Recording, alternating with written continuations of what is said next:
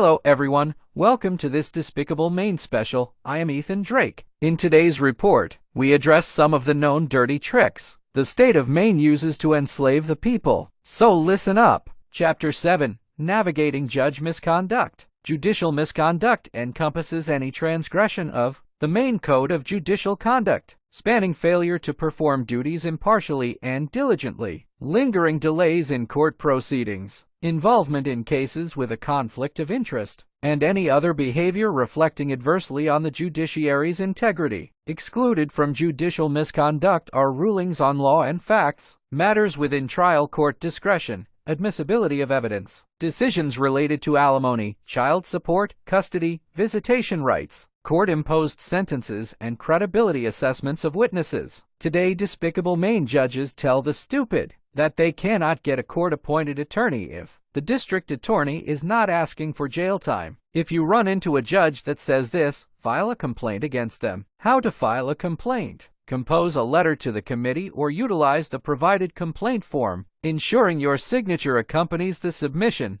Committee overview. The Committee on Judicial Responsibility and Disability aids the Maine Supreme Judicial Court in supervising judges. It investigates complaints, conducts assessments, and initiates inquiries into alleged judicial misconduct. Upon receiving a complaint, the committee assesses its merit, dismissing unsubstantiated claims. If the complaint proceeds, the accused judge receives a copy and an opportunity to respond in writing. The committee, empowered to compel evidence under oath, conducts further investigations if the complaint is deemed unfounded. It notifies both the judge and the complainant. Otherwise, findings are reported to the Supreme Judicial Court, with potential recommendations for disciplinary action. Judge Misconduct Process. 1. Assessment determining if the allegations could constitute a code violation. 2. Investigation sharing the complaint with the judge and seeking a written response. If necessary, the committee conducts further investigations. 3. Hearing held upon request by the majority of the committee or the implicated judge. The judge may have legal representation, and witnesses may be compelled to testify, creating a hearing record. 4. Disposition after hearing deciding whether the judge violated the code, leading to disciplinary action, conviction of a disqualifying crime, or suffering from a disability affecting judicial duties. Findings of fact and conclusions of law are made. 5. Committee role in judicial appointment and reappointment processes, providing advice on complaints against judges up for reappointment, sharing information with relevant entities for United States government positions. 6. Duration, typically 3 months to resolve most complaints. Any of that sound like a judge you have encountered? Chapter 8, Filing Police Complaints. Crafting an effective complaint about police misconduct demands objectivity amid emotions. To enhance its impact, follow these tips. Take control. Write the complaint yourself. Don't let another officer draft it. Ensure control over content and insist on a written complaint, as it's harder to ignore. Emphasize seriousness. Clearly state the severity of the officer's misconduct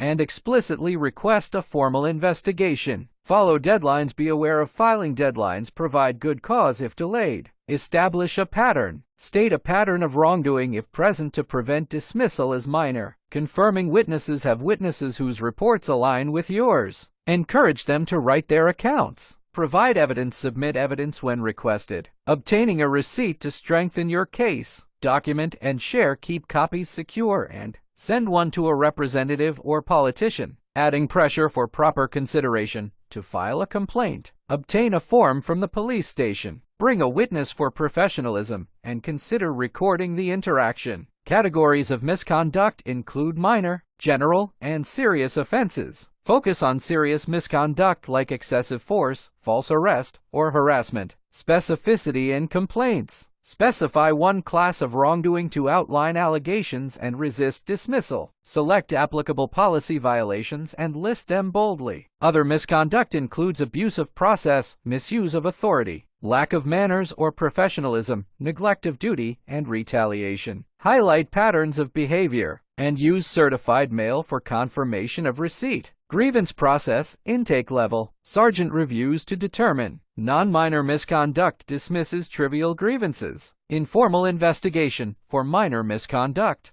Involves debriefing with no formal findings. Demand a formal investigation. Formal investigation. Conducted by chain of command. Internal affairs report an authorized contact. Mediation. Involves community members, officials, or an independent monitor decline or accept based on your case. After a formal investigation, departments reach an official disposition, with outcomes like unfounded or sustained. Disciplinary actions may follow, making a red flag. Urban officers receiving 4 or 5 complaints in a quarter is high, indicating potential issues. Unidentified officer. Challenge the department on identifying the officer. Inquire about steps taken. Anonymous complaints. Dismissed unless alleging serious misconduct or corruption. Retaliation. Expected in Maine. Document instances, as it adds to the pattern of misconduct and strengthens your case. Be vigilant against potential framing or other tactics. Maine is a state where the people are a commodity or slaves. Living in the state of Maine is theft of your life. You can do better. If you found this despicable video report informative, give it a thumbs up. And don't forget to subscribe for more insights and despicable tactics used by Despicable Maine. I am Ethan Drake. Until next time.